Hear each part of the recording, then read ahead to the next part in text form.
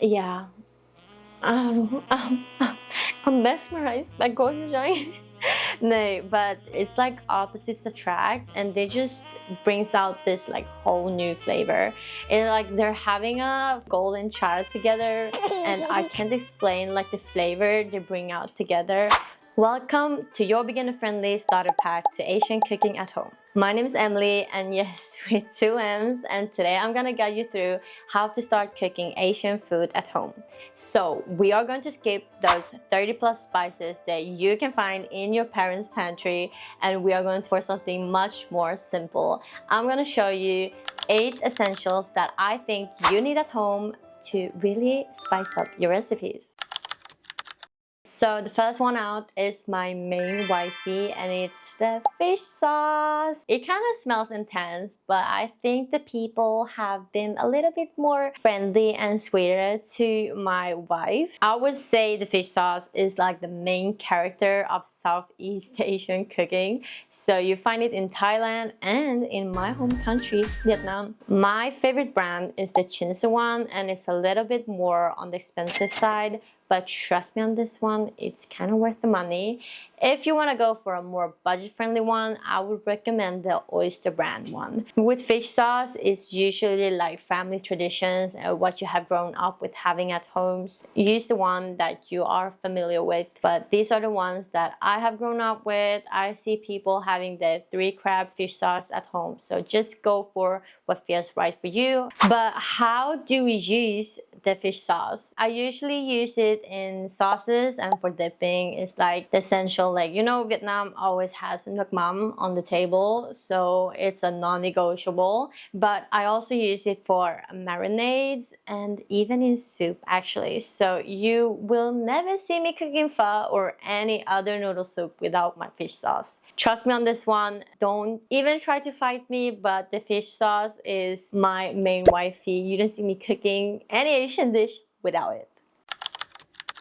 And for the second one, who would be best friends with the fish sauce? The soy sauce, of course. I mean, they are very different, but they go very well together. It's like opposites attract, and they just brings out this like whole new flavor. It's like they're having a freaking golden child together, and I can't explain like the flavor they bring out together, but I love to combine these two like in sashimi or a Coca-Cola chicken recipe. Actually, I love it. And I love to use the Kikkoman Japanese soy sauce. It's a little bit more salty, and it's more fitted to use in cooking compared to other soy sauces. I know some people like use dark and light and soy sauce. I think the Japanese soy sauce is like a staple to just have at home. Number 3 is the oyster sauce. Yeah, you know that glossy, thick, and sweet savory flavor that's sometimes drizzled all over the green veggies? Yeah, that's her.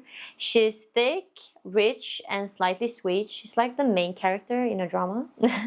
I currently use the Thai brand. Used it for like a few years now, but sometimes I opt for other options if I can find it. But this is usually my favorite. And the oyster sauce comes in like different formats. So they have like gluten-free, they have like vegetarian oyster sauce. So it works very well. And how I use it is I always add her to stir fries. It goes amazing with marinades for that little kick. And yeah, you can use it in noodles, and I can never skip out on the oyster sauce in the stir fry. It would literally be illegal.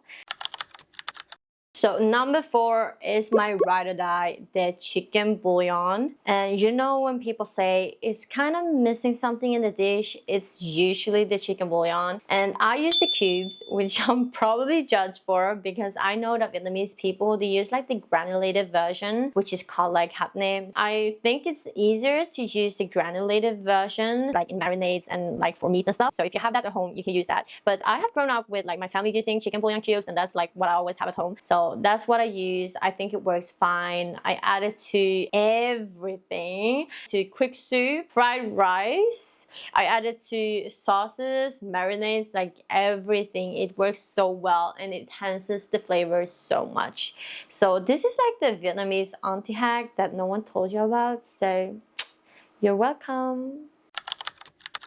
Number 5 is Gochujang. She's a little bit more low-key to our parents. My parents didn't have it at home. If you are Korean, then they usually use it, but like other Asian parents are just sticking to their spices. But I love Gochujang. She's so versatile. She's fermented, she's spicy, she's adds a lot of depth, you know? She's like the spicy baddie. Yeah. I'm mesmerized by Gochujang. No, but she's giving like villain origin story, but make it delicious. So I use whatever brand I could find, and I usually stick for like the smaller packages because I don't use it that much. But yeah, I add her to stir fries, sauces, marinades when I make Korean dishes mostly. But I also love to Asian fusion it a little bit and make gochujang pasta. It's so good. So on to the next one, we have sesame oil. She's small, but like she does a lot. It has a lot of flavor. She's very nice. I would drizzle her on soups, noodles, dumpling dips, and sometimes even cucumbers. Like she's great to work with in salads. She's elegant, she's depth, she's not an option. Okay, she knows her worth because she's like the Asian version of like olive oil.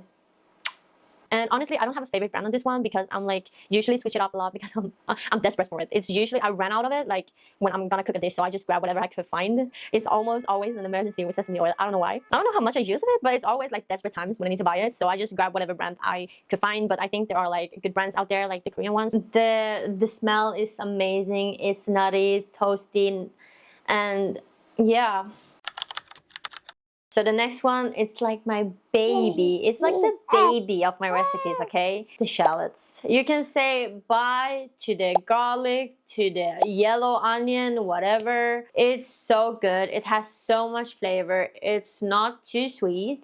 It's a little bit spicy and it's so good. You don't see me cooking any Asian dish without shallots, okay? Especially in stir fries and like when you make tikka, it's so good. Cá kho, Vietnamese cooking with shallots, it's like, you know, they should marry each other, okay? They're like relationship goals.